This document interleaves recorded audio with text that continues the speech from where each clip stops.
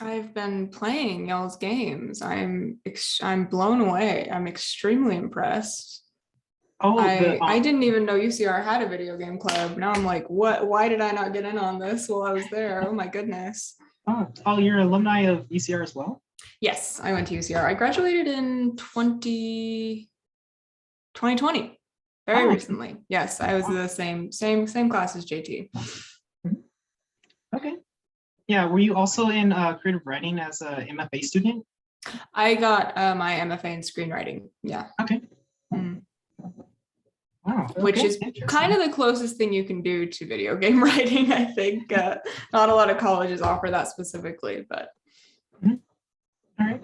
Yeah, pretty interesting, I say. I know aside from JT, I'm also aware of like Brenda. She did her MFA at mm, UCR as well. And hmm I also know of Jennifer Espinoza. She was one of my yes, teachers for a different class, a lower division. yeah, Jen's amazing. Yeah, she's really cool. Yeah. Okay. So yeah, I would say we could probably get started now. So will you be interested in like giving us a little like spiel about like who you are, what you do, what production is, etc.? Yeah, sure. So hi everyone. Nice to be here with you. I am a producer on the well, first of all, I'm an alum of UCR as well. So I hope UCR is doing well. I'm actually I live in Hawaii now, so I can't visit, but yeah, I went to UCR too, so I hope that things are going well over there. Are you guys back in person? It's like sort of. So Okay, some yeah. professors can choose to, some professors chose not to. So it's officially yes, but like half the classes haven't. Gotcha. That makes sense. Yeah. Okay, well, cool.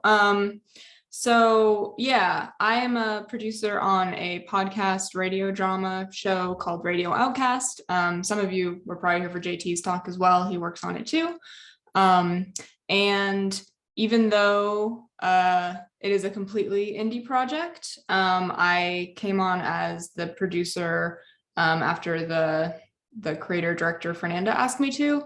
And I want to say, first of all, that I think the producer role is one that gets pretty easily overlooked in indie projects because people typically have this idea that, well, all the creatives in the project will like take on partial producer roles, and therefore we'll have like one whole producer with like everyone kind of doing little jobs here and there. But I want to say that I think having a producer on any like collaborative project is really important, no matter how indie it is, because the producer usually will end up taking up jobs that just aren't filled by other people. So like, for example, a lot of the work I do on the podcast would be something that on a professional production an assistant director would do, right? I do a lot of the scheduling. So for like rehearsals, for recording days, I also schedule like the team meetings where we discuss like production stuff without the cast. So I do a lot of those kind of jobs, and I also do like tracking of finances. Again, in like a professional production, that would be a whole separate thing. But coming onto an indie project as a producer, you end up filling in these gaps, right? That aren't filled by the creatives, which is super important in and of itself. But I think that there are some jobs that are producer specific, that like even on professional productions, like this is why a producer is required, right? And I feel like that's the thing that makes it really necessary for even independent, like no budget projects to bring on someone who considers themselves to be primarily the producer.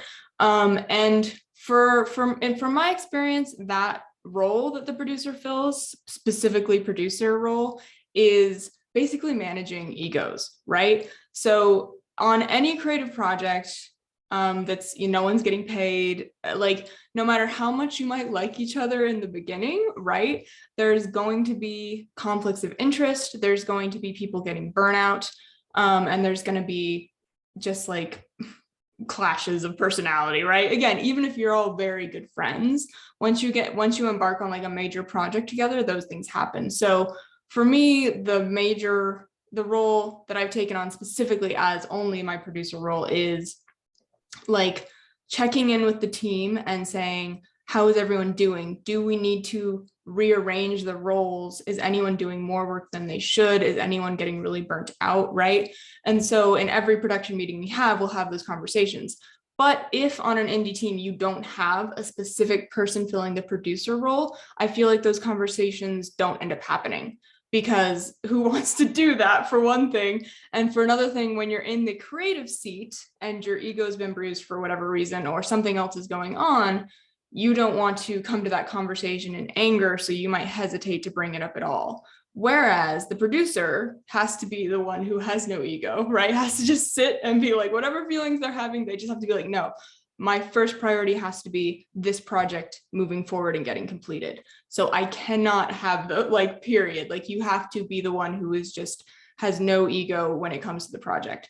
And so the producer can every time you meet, which is hopefully fairly often, like at least once a month, I would say, to have these kinds of conversations. But hopefully like every 2 weeks ish is best, I think, because it's amazing, especially with you guys in school and stuff. It's amazing how quickly things can snowball and people will get like resentment, right, with like the extra work they're doing for a creative project. So yeah, I think that is the reason it's so important to have someone who is in that specific producer role. I mean, you're kind of acting as like a semi-therapist for the rest of the group. And that might sound not very glamorous, but at the end of the day, if the project is going to get completed in the best way that it can, with the creatives all doing the best work that they can, that role is so important. And it's important that it's not like, I wouldn't want to be the producer of this and say the director, right? I feel like that's too big of a role for me to be doing both. You don't want to have your producer taking on a major creative segment of the project as well, because then they're too invested on like the ego level, right? Because then it's their baby. The producer has to have more of like an objective stance on what's happening. So yeah, I think that's why it's really important. It's hard because when you're in this creative space, you typically know other creatives, right, who want to do creative things. So it's hard to pull someone onto your project just off of the basis of, hey, come and do a bunch of emotional labor for us.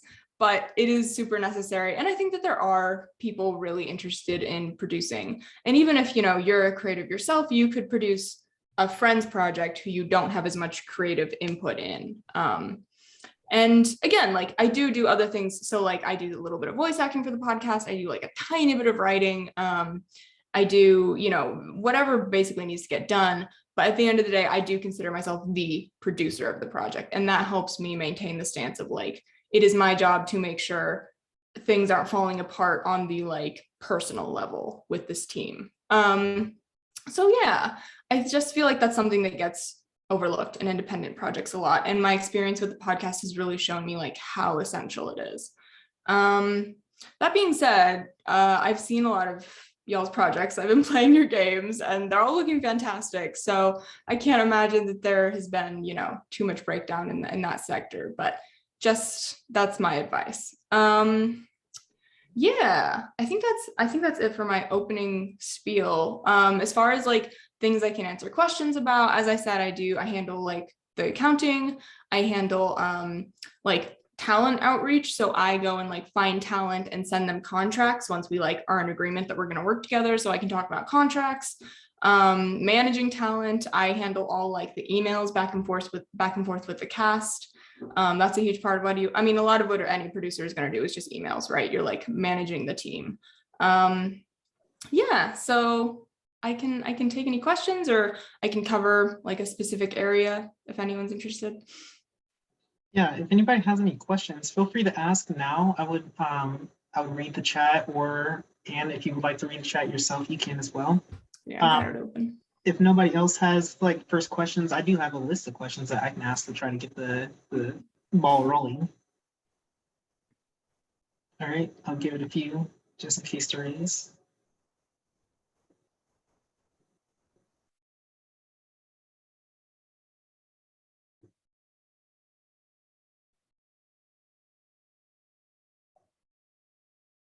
All right. Does producing include anything with money? Like you pay? Okay. Yeah, so like you pay for production costs and then get it back. with the way we've worked it out on the podcast, I, as the official producer, have paid for the majority of what's happened. That being said, my two, like the two others and like the main like owner team, they also do pay for good chunks of things. But I have made it clear to them that like as a producer, I'm happy to like cover those things. And we have worked it out in our contract where in theory, once we start to profit, it'll come back to us in profits by like scale of percentage that we have invested in the project, right? So all that essentially means is that assuming we, you know, eventually start seeing profits, which we will definitely, but once we eventually start seeing profits, I will get paid back my share first, right? Like just because that's how the percentages will work out. But then after we've all been paid back our investments, we'll be making equal pay as like the co-owners of the show, right?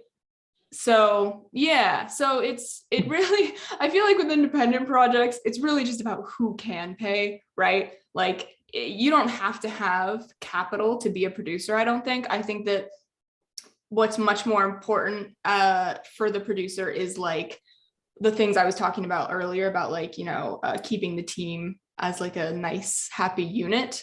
But certainly having a little bit of capital is going to make you look better to any creative team as far as like when they're looking for a producer. Yeah. But yeah, it totally varies per team and like depending on what the situation is. So technically that is the job of the executive producer, is actually investing and putting forward the initial funds that are needed for production. So yeah, in a way, I act as executive producer and producer. But again, my two co-creators also do pay for some of it. So it depends on the situation. Seeing as you're all students, it's kind of rough, but yeah. Yeah, I think that's very interesting, especially because you mentioned executive producer and producer. Are there other differences between those two roles?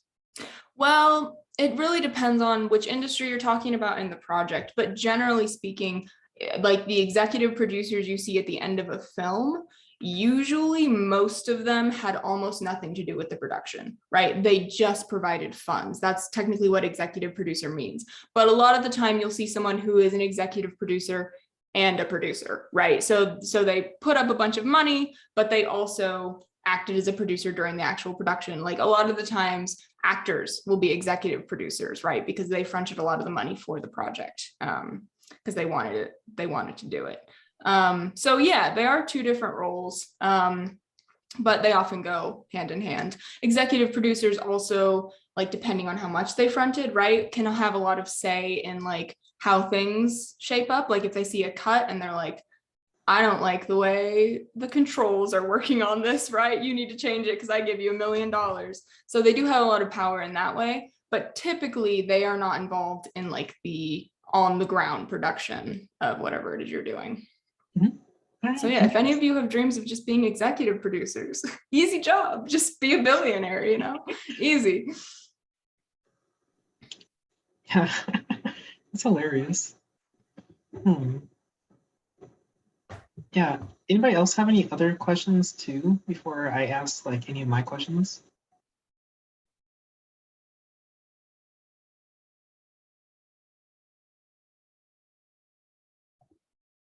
Scrum Master. What is a Scrum Master? Is that a game term? I actually don't know. Edward, please elaborate on Scrum Mastery, please. Scrum Master.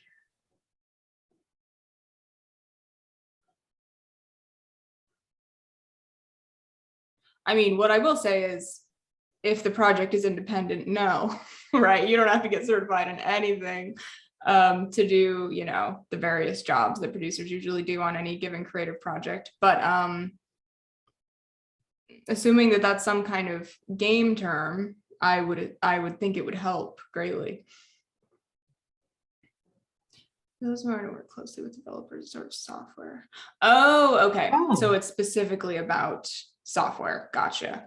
Again, for indie, no, I would say no. I'm sure anyone making an independent game would be happy to have you as their producer if you're willing to put in the work. But yeah, if we're talking professional, yeah, I would think so. Got to know the basics at least to get in the spaces where real money is being tossed around. I think this is an interesting segue to one of my questions. Would you say there are like certain like majors or courses that would help with learning how to become a producer? Yeah, that's a good question. I think for me, because I started out in undergrad working as a PA on like film sets, and that helped me a lot just because I got to work like under actual producers and kind of see what their work entailed. As far as like online resources, I think it's something that's really difficult to teach in a classroom setting. I feel like in order to get good at producing, you have to practice, even just like practice working in a group project. It doesn't even necessarily need to be like a big epic thing, right? I think that, just trying to schedule a game night with your friends, you become a producer of sorts, right? So yeah, as far as like books or like classroom setting stuff, I honestly can't really think of anything that like I would have found that helpful beforehand. I think it's really something you have to jump into, really see what the team needs and just like do the best you can, and you will get better and better at it. Like even just starting this podcast, like I had no idea what I was doing, right? And now I feel genuinely confident that I could be a good asset to any project because I've learned so much just doing it. And especially now, since everything is so digital, right? Chances are you're not going to be taking real meetings. You can very much fake it till you make it, because no one is going to know in an email that you're terrified, right? Like it's not going to happen as long as you maintain professionality in your language. So it's it's just a matter of staying on top of what your jobs are in the group and being somewhat brave. Okay, interesting. Yeah, I know a PA for a set would be a very interesting way to like hop into learning that side of it. But I was wondering also, like, are there other like types of projects too that you've worked on that have also helped with this besides the podcast as well? Yeah, I think I'm a big theater person. So I did a lot of directing in theater. And since everything is indie, we're all doing everything right ourselves. So I ended up doing a lot of, like, I was the producer on that as well. I think basically any creative group project that you have any kind of manage responsibilities over, right? Whether that be you're the director. I think being an assistant director is an excellent segue into producing, right? You do have a lot of the same kind of jobs.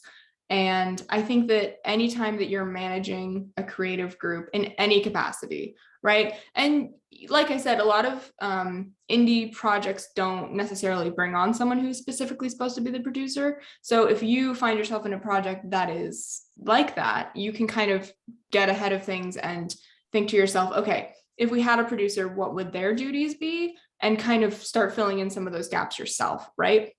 Again, with creatives, usually they're way overworked anyway. So they're like, I'm not doing anything else, right? Like, I don't care if the project falls apart. Like, I just am doing my part. That's it. Because yeah, there's so much that's expected of them, like in the indie space for no pay. So it just becomes that kind of issue, which is why, right, separate producer who's specifically doing that. But as far as practicing and gaining skills, it's so much just about being a people person. It's so much just about listening to your team and figuring out what they need. So, I mean, you can practice those skills every day, going to the grocery store, making eye contact with the cashier, right? Just simple things like that. And as far as like the specific jobs you're going to have on any given project, they're going to vary so much. Like I said, I do a lot of scheduling for the podcast, which is really just a numbers skill, right? You just have to be able to cut things up into chunks of time. So yeah, whatever your particular strengths are, it can be interpreted into the producer role somehow, right? So just getting good at working in a group is basically the only way you can practice producing. Right. Yeah. Interesting. All right.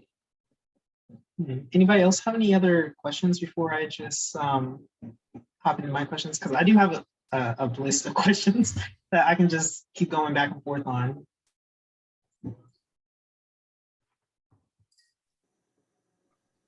How much budget investment is needed to get a podcast off the ground? And could an amateur podcast really just have 2 people with mics? Yes, absolutely. Absolutely. I mean, that's what so many podcasts are, right? Honestly, podcasting is such an available space for young new artists, right? Like the gateways to the barriers to entry are like so low because right, mics aren't that expensive. All of us on the Radio Outcast podcast all use the this guy, right, the Blue Yeti, which is like $100. Like it's really not too bad, and that's literally what all the actors use. It's what all of us use. So we did buy the mics for all of our actors, and we have 5 actors. So that was like our biggest upfront expense, was just getting them all those microphones. But what we did was just have it be part of their pay for the entire season, because we did actually pay the actors. So we had it be like the first couple episodes, it's like a trade, like you do these episodes and we give you this microphone. And then after that, we started paying them. So there are kind of ways to like finagle costs in that way. But if you're talking like a 2-episode talkie podcast, like with you and your friend, absolutely. Like I can't think of a lower barrier to entry, right? Like it's so easy to do.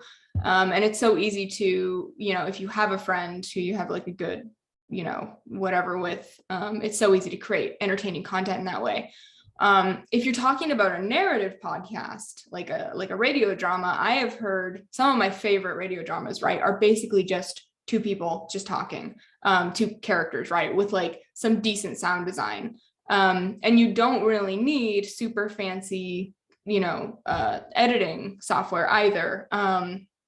Like for the podcast, we do use Adobe just because some of us happen to already have it. Adobe is super expensive though. There are like some really nice free ones, like Audacity is a good for recording and editing. There are a bunch of other ones. So yeah, honestly, to start a podcast, like for everything, I would honestly say, if you're keeping things on the really low end, I would say like maybe $300, depending on what you already have. If you're trying to like do like a big thing with like a website and everything, I would say your like initial, assuming we're not paying actors, right? I would say your initial costs are going to be like 500. And if it's just 2 people, and I mean, if you're one of them, right, your costs are going to be almost nothing.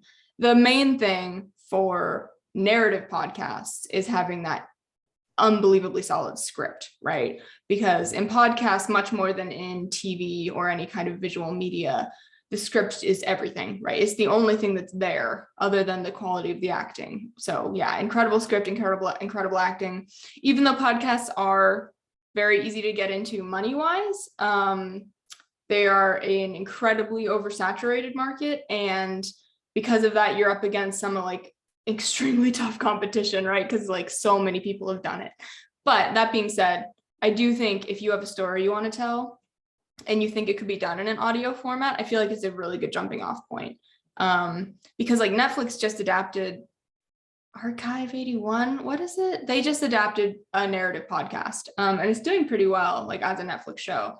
So you can start really small if you have like a super solid idea. You can start in the podcast area for like really low overhead, and then it can go amazing places if you have like that really solid story and like some pretty good actors.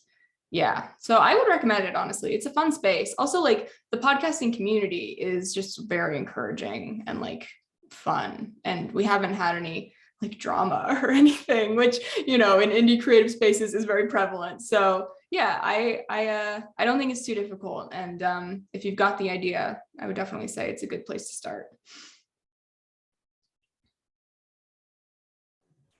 Interesting. Mhm. Yeah, I think the low barrier of entry is a interesting thing to also note of, because that's not something I really thought too much about when it comes to like creative projects, like that some of them have high barriers to entry, some of them have low ones. So I guess like, do you have any more like to say on that front of it? Say like, yeah, like how Yeah. it works out? Well, I think as I said, podcast barrier to entry is very low, but that also means there's so much of it, right? I mean, there are also just so many people on earth, so there's so much of everything, right? And with the internet, we have access to all of it. But what I will say is something I thought about a lot thinking about this club and this talk is video games must have one of the highest barriers to entry, right? Because, oh my gosh, you need absolutely everything. You need sound design, you need visuals, you need coding, you need art, you need, right? Like everything that can possibly come in like a visual media package is required for video games, which is incredible because, as I said, like podcasts, I would say, are one of the easiest things. So that y'all are like endeavoring to do that is really amazing. And also like considering what I've seen you guys do, I'm like, okay, they've really got some stuff figured out. Like this is incredible. That being said, I think that the higher the barrier to entry in a project is, as far as like how much skills it takes, the more you need a producer, right? Because you're going to need to seek out a lot of talent to like bring everything together. Obviously, having a club like this is an excellent way to do that because you bring all these people together in one space. But yeah, I think that it's interesting how podcasting has the really low barrier, but in ways that makes it more difficult, right? Whereas video games, I feel like there are a lot less of those. I mean, there's still a lot, obviously, but there's much less of a chance of your podcast being found than your video game being found, I think, because there's just like the ratio of numbers. So yeah, even though video games maybe have like that higher barrier of entry, I feel like that can work to your advantage in some ways. And also, once you've attained those skills, there's skills that much less people have. Whereas like part of the problem with podcasting, right, is like you said, any two people with microphones can just start one. Whereas with video games, not everyone can just sit down at their laptop and like make a video game. It requires a lot of skills. Yeah, so that's interesting. That being said, you know, if you have an idea for a video game that you think is really cool, but you don't have all those whatever, you know, skills and resources, you could do a podcast with the story idea of your video game, right? Podcasts can be very abstract. They're a very experimental form. You can basically do anything you want. I mean, obviously that goes for video games too, but again, like the skills and the resources required. Yeah, so I think that for a lot of independent projects, it just makes podcasts a good starting point, you know, to like get your idea out there and generate some buzz and maybe a little bit of an audience. Interesting. Yeah. Yeah, very interesting in general. I know something, since we were talking about podcasts, this is outside the TikTok, but I was actually doing a like a video project where I was trying to make a documentary, and I was voicing it kind of like how I would listen to a podcast because I tend to listen to podcasts a lot more than I actually watch like documentaries. So it's something I thought, you know, I can relate to that. Oh yeah, podcasts get in your head.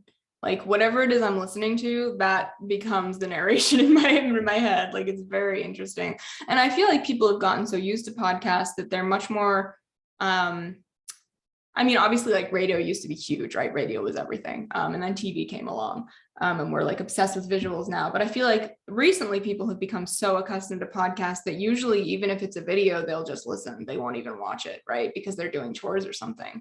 So yeah, it's become a very popular form, especially nonfiction podcasts is the thing. Like nonfiction podcasts versus narrative podcasts, a whole different story, really.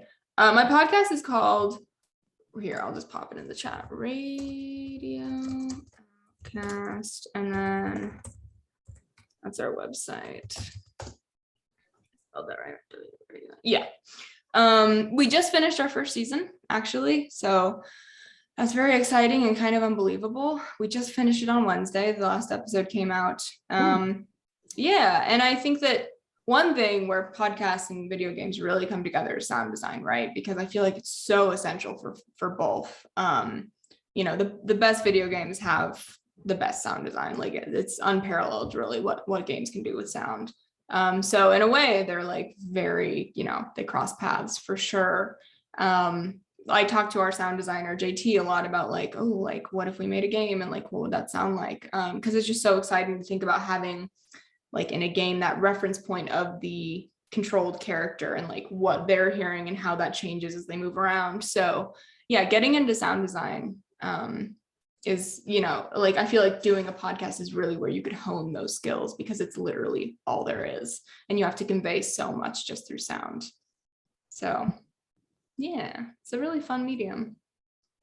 Yeah, I think that's very interesting too, because of course with anything with that's audio only, you have to pay all your attention to the audio. You don't have any like visuals that you can use to hide the audio quality or anything like that.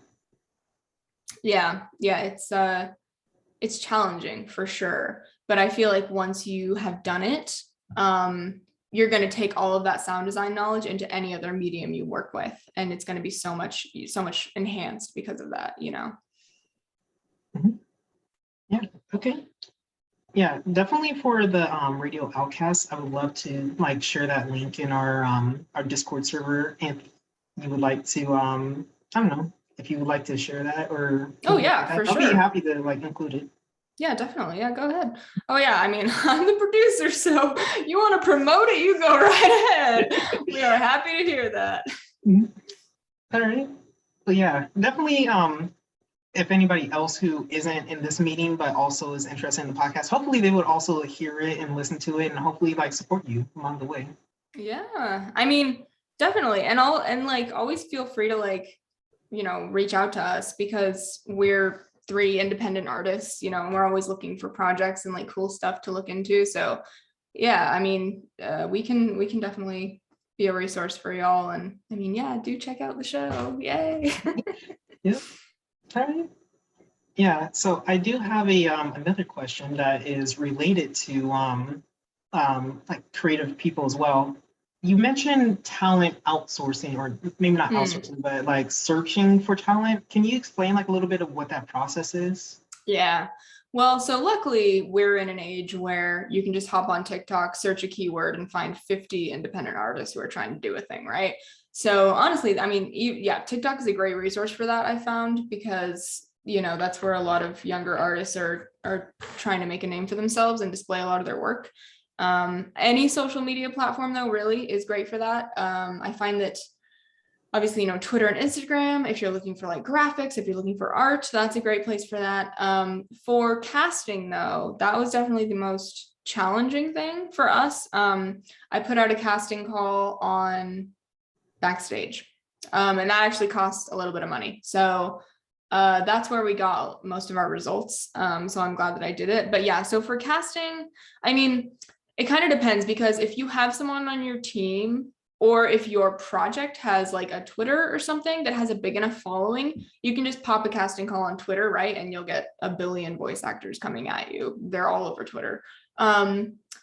But if you don't have any kind of following or haven't generated that interest yet on any social media, you are going to have to do a casting call on something like Backstage. There are a couple of like professional acting websites that a lot of actors use for auditions. You just have to make an account. Usually there's some kind of subscription fee, and then you have to pay to post the casting call itself. So it's a little bit of an expense, not too bad. I think Backstage is like, I know I got it on a deal. I had it for like $75 a year, and then the casting call itself was like 25.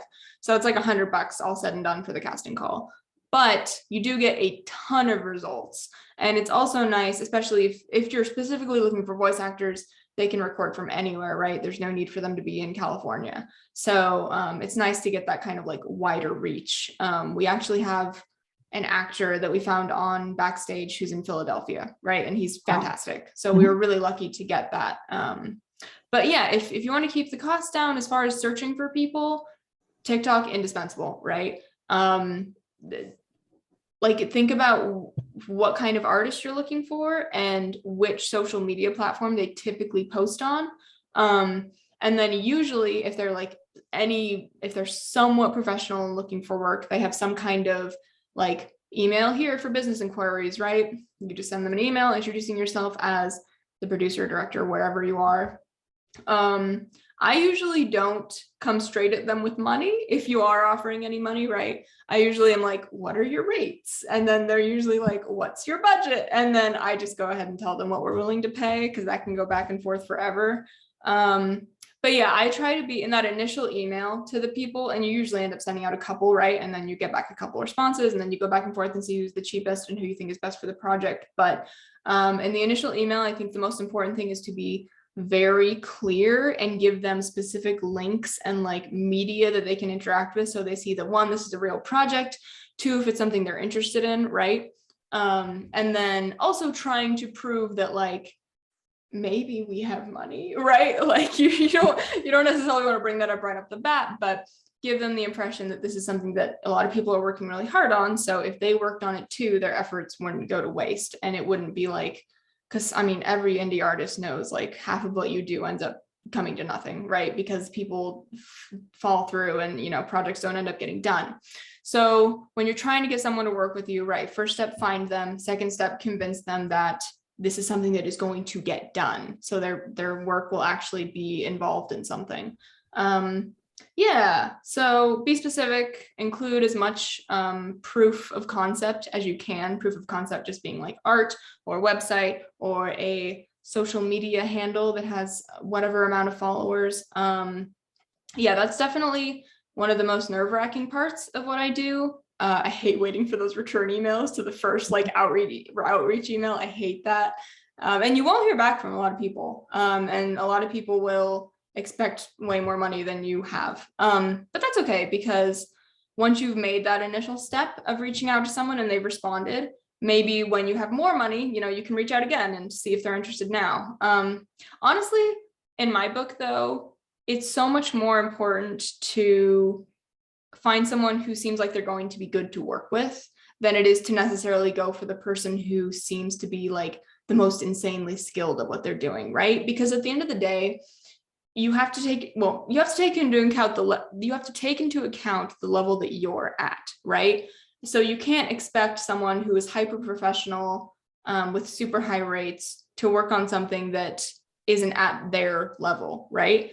And also, you don't want to work with someone like that, because they're going to be on the fence the entire time about working with you. So you really want to find people that are on the same level as you and who seem like a good fit for the project, even if you have this feeling of like, well, they're not as good as they could be. Are they passionate about the project? Did they respond to your email in a timely manner? Do they seem friendly? Do they seem enthusiastic, right? Those things are so much more important than like, are they the most amazing, most skilled person we could find, right? So yeah, make sure it's someone who you want to work with above all else. And also keep in mind that like, as they're working with you, their skills are going to improve as well. So it's a growing opportunity for everyone. And I find that in the projects I've worked on, I tend to, like, if I ever work with like a semi-professional, I never hear from that person again, right? This was like a one and done for them. But if I work with people who are at my level and who are enthusiastic about what we're doing, I work with them, I mean, at least so far, for the rest of my life, right? These are people who you end up building a solid creative team with. So yeah, I think the like common phrase for this is like, integrate horizontally, not vertically, right? You're not trying to go up the ladder that way. You're trying to get with your peers in the workspace and then like rise together as a group, which is obviously what y'all are doing. You're in a club. So that's really good. But yeah, just don't worry about it if like, Mr. Awards and like the most amazing artist or the most amazing musician doesn't get back to you. Because you don't want to work with them no matter how cool their work is. It's not worth it. Mm-hmm. Yeah. Okay. Yeah, pretty interesting in general. Yeah. Trying to.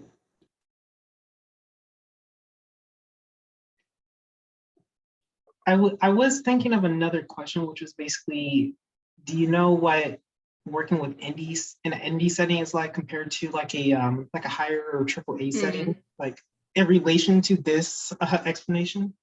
Right. Yeah. I mean, I think that in an indie setting, the bottom line is that you have control over what you're doing, right?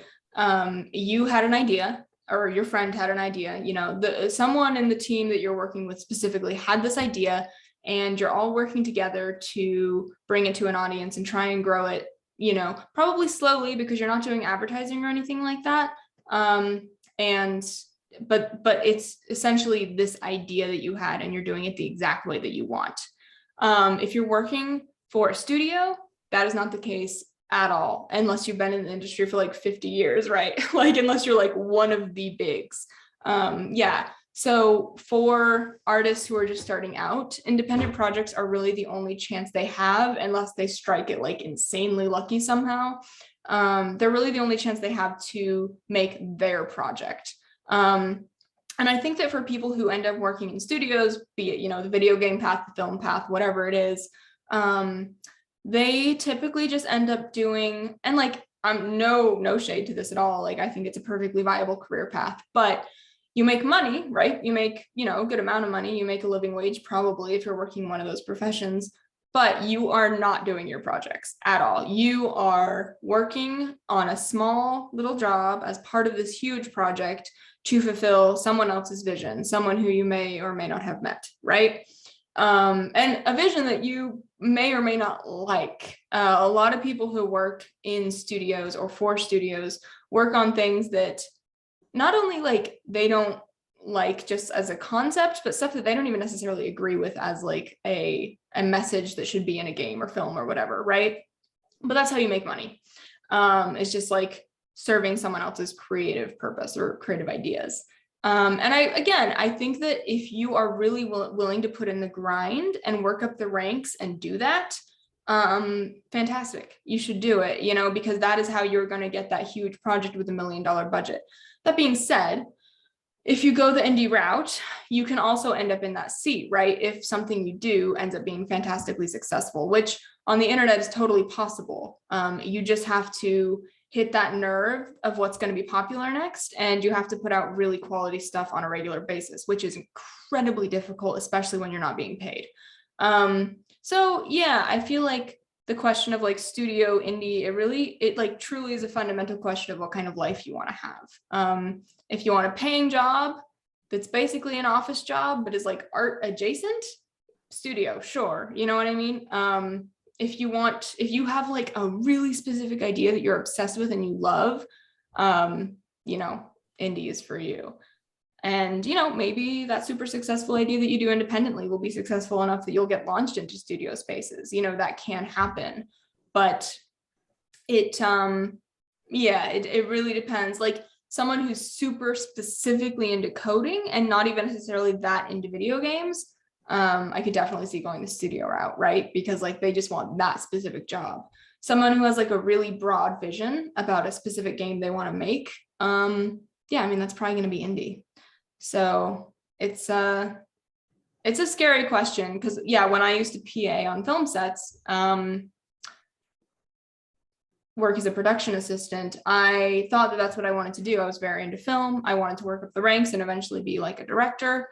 And I hated it. I hated the day-to-day work of being a production assistant.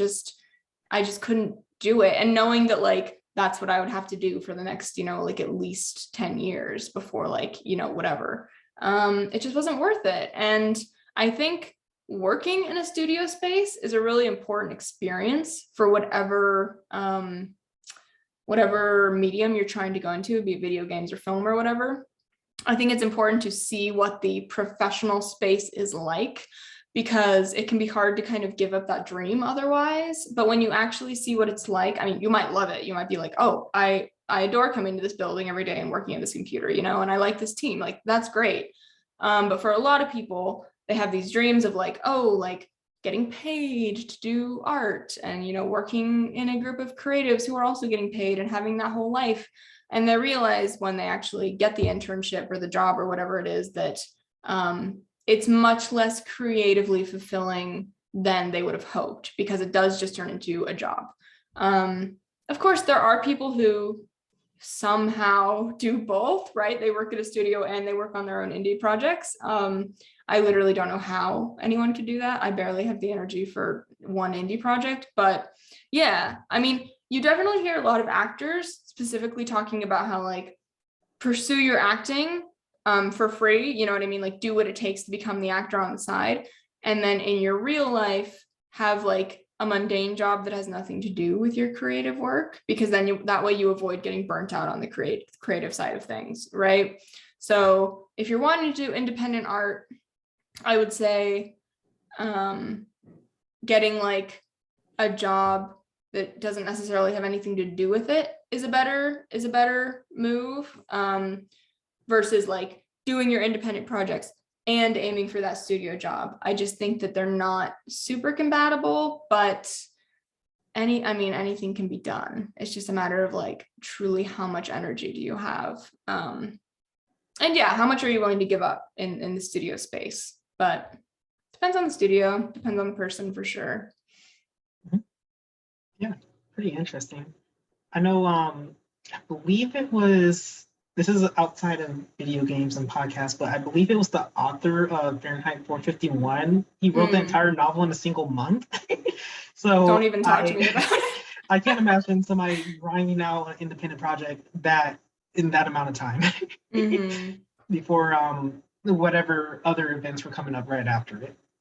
Yeah, no, it's difficult to do your own creative stuff when there's literally anything else happening in your life. So having a full-time job, and yeah, it's really difficult to make the time for your creative projects when you feel like you have to prioritize a different creative project because it is your career.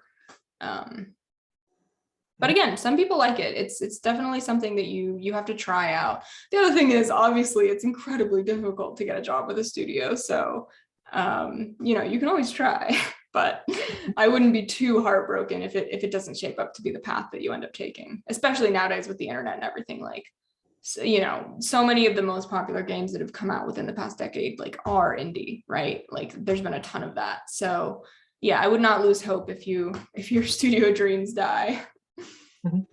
Yeah, especially like most recently, there have been a lot of people complaining about the AAA games that have come out in the last couple months. So yeah, one of those things where I'm just like, indie games are looking pretty great right now. Right, And they're more exactly. popular than they've ever been. No, it's so true. Yeah, no, the more studios disappoint, the more people are like, okay, well, what else is out there? And they have been disappointing. So yeah, that's a really good point. All right. Yeah. I guess one of the other questions, like I guess one of the last like big picture questions is, what would you say like the day-to-day for an indie producer is like, as opposed to what you mentioned with the studio production with PAs and etc.? Yeah, I mean, so much of it, obviously, like, I am my own boss, right? So much of it is just down to what I am able to do that day or what I feel like doing that day. Some days I send a ton of emails, and I, fret about the mental state of the team, and I, send texts, and I'm checking up on everyone and trying to make everything's going smoothly. Some days I don't do anything, and I think that's the big difference, is that as a producer on an independent project, I really get to choose how I allocate my workload, right? So I get to choose when I have days off, I get to choose all that kind of stuff. But as far as like, that doesn't happen a lot, to be completely honest. Like, going into the project, I thought it would be much more casual, but honestly, it is definitely like a solid part-time job, the podcast. Like, it takes up a lot of my time.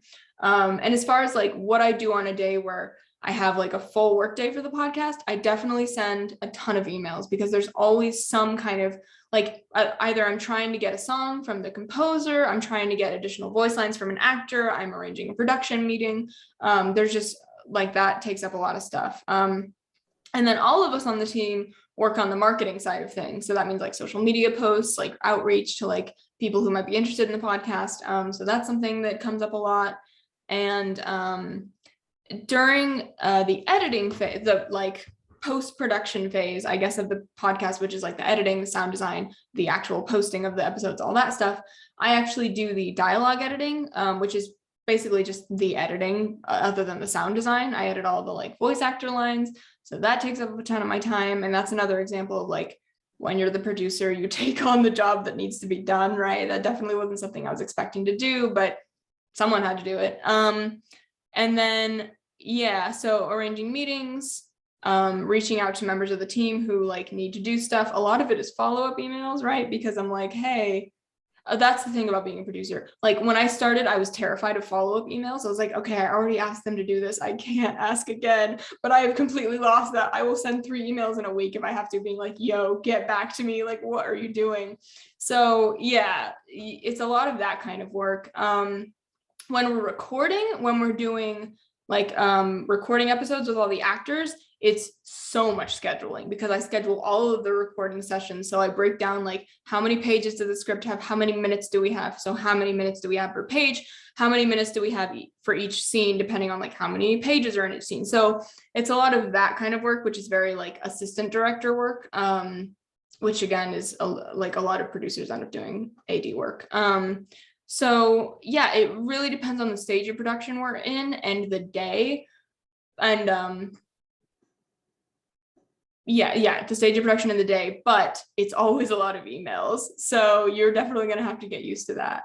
One of my favorite things is when we're looking to collaborate with a new artist, and I get to like, you know, scope out like on TikTok or whatever, like independent artists who we could potentially work with. And that takes a lot of time too. And since like I know that that's something that I'll probably have to do in the future, it's always kind of in the back of my mind now, which as indie artists should be in the back of all your minds all the time. Like if you see someone who looks interesting online, like you think their art is interesting, you should always be like, okay, I'm going to tuck this, you know, username away, because I might want to reach out to them later. Yeah, so it's a lot of busy work. It's a lot of just doing the everyday maintenance to make sure that the production is continuing along smoothly, which is right. Emails, checking on the crew, checking in on the cast, getting all the pieces together, which yeah, it's mostly just emails, which isn't difficult. It's just kind of grueling, but a lot of social stuff. Great. Yeah, thank you. I think definitely all of these questions, responses, explanations, etc., have been like pretty helpful so far. We're pretty close to the end of the Tech Talk, so I would say, anybody have any last questions before we officially conclude? Hi, Anne. So Hi. I got a question. Hi. So yeah, so you said like producers are more like a coordinator of the team. Do they do creative work? Yeah, that's a good question. So it totally depends on the project, right? And what needs doing. So when I came on as the producer, I'm primarily a writer, right? I did an MFA in screenwriter, and now I'm really going into acting. I'm cycling through a lot of things, but yeah. So when I came on as the producer, I was specifically had in mind that I was not going to write, which was kind of weird because I am a writer. But when push came to shove, we ended up needing someone to play the villain of the podcast, and I was like, okay, I'll do that, since I'm also an actor. So certainly producers can take on creative roles, because like, you know, voicing one of the main characters of the show is a major creative piece of the show. If you want to produce something, but you also want to take on a creative segment of it, all I would say is that make sure the creative segment isn't too big, because even though like voicing a character is a pretty big thing, it doesn't take up nearly as much time as production, right? That's just like something I do occasionally, whereas production is like my main job on the show. So if you want to be a creative on the show and do production work, that's all I would say, is make sure that your creative work does not outweigh your production work, because then basically your team is losing their producer, because you're not going to be able to do like the more essential roles of the producer, like being sort of the unbiased gaze on like the entire project, right? If you have such a big hand in it that it's like your baby. So yeah, you can definitely do creative work and produce for sure, without question. I would just say make sure there's someone on the team who is primarily a producer, even if they do, you know, little creative things here and there. Oh, we have another question. Okay. What would you say is the most important thing to remember when making content? Oh boy, oh boy. I would say make sure that the people who, or like, whether it's your idea, right? Or whether it was your friend's idea and you're producing for them, make sure whoever originally conceived of the idea is still enjoying the process and still feels like the idea is accomplishing what they wanted it to, right? So never lose sight of that initial vision of why you wanted to do this. I think in big creative projects and small creative projects, this happens all the time, right? You're all working so much that you totally lose sight of like why you even decided to do this. And just remember, especially with actors and especially with especially with the creatives on the team, remember to try and just, I mean, this is so cliche, but like try and have fun with it, because it is a really fun thing to do, creating art with people. And if you are losing that joy and losing that fun, it is going to reflect in the work itself. And no one wants that, especially in a video game, right? Like they're fun. So yeah, just don't take it too seriously, and make sure you're holding on to that initial vision.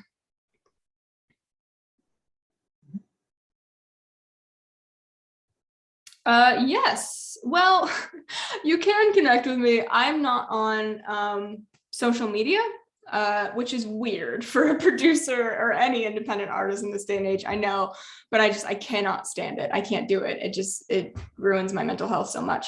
But I will put my email in the chat, and any of you are welcome to email with me about any questions or anything like that. If you have a project you want to ask questions about, if you want advice, if you just want to chat, I'm totally happy to talk to anyone. Because yeah, I actually really like producing. And as I said, I've got a lot of other creative tools in my belt, so happy to help. That is correct, isn't it, Annie? Yeah, that's my Gmail. All right.